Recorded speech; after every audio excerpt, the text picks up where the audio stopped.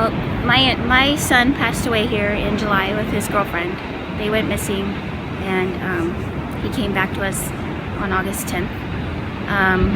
When I was here, I saw many things that were very questionable to me. The clothespins were started by a Facebook page, Kiwanda Angels. Rick Cunningham.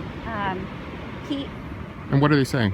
It says facebook.com Kiwanda Angels, and I just put Kiwanda Angels on the back. It was originally set up here for a warning system because we wanted someone to come up here immediately and do something.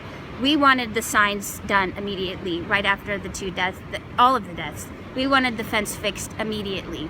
And they did fix the fence, and we did get a few signs. These were here to warn the public, so in hopes that they would walk up and see, oh, what's this? Oh, it's Kiwanda Angels, Facebook, take one. Go on the site, find out what Kiwanda Angels is trying to do and how we're trying to help the state come up with a solution to help keep everybody safe. Not just kids, but adults as well. And we want to educate the public on the dangers here. The sandstone is very slimy, it's slippery, the water chips away at the bottom of it, and what you think is stable ground really isn't. Well, I would like to see big red and white danger signs with very descriptive pictures. I think that if you put too much writing on a sign, it takes too much time. Your attention span isn't that good. So I want it to be concise and clear to these folks that they are not supposed to be past this fence right here. Yeah. It's very confusing, I think, to a lot of people, even though there is an informational sign and a danger sign that says do not go past this point. In July when I was here, if you look from the beach, there were 20 or more people out on the Cape and an ant trail that leads up inside of the fence. Yeah. And when you're looking down, whatever age you are, even though there might be an informational sign that's cautioning you, you're just kind of gonna go with the people.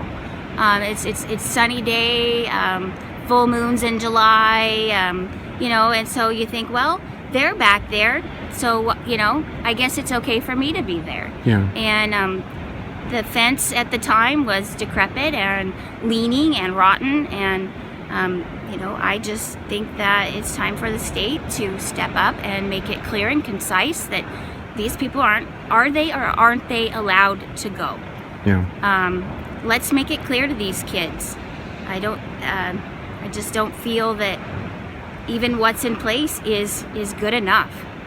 Like there was one young man who put anybody know what a slack line is? Kind of like tight roping, but this thing's loose, and set up down here. Of course, a wave caught him, and once the water comes into this area, there's no escape. It just washes right back out. I think that's one of the things that we have to decide. Our legislators have to decide is what steps are we going to take to make this a safer place for everybody. Yeah. Do we initiate a fine if we see them over there? Do we have the funding and the resources to put somebody out here to enforce this problem area, or do we keep it the nature area that it is? Yeah. And just close it off?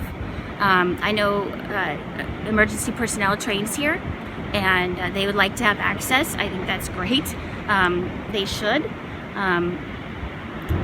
I just think that it's not clear enough to kids. And walking up here this morning and seeing the group of 4 that were inside the safety fence, it concerns me. I wanted to say to them, if there was a big red sign with pictures on it that made the danger so clear and concise, and a cap on the end of it, because again, I say, are you supposed to or aren't you supposed to?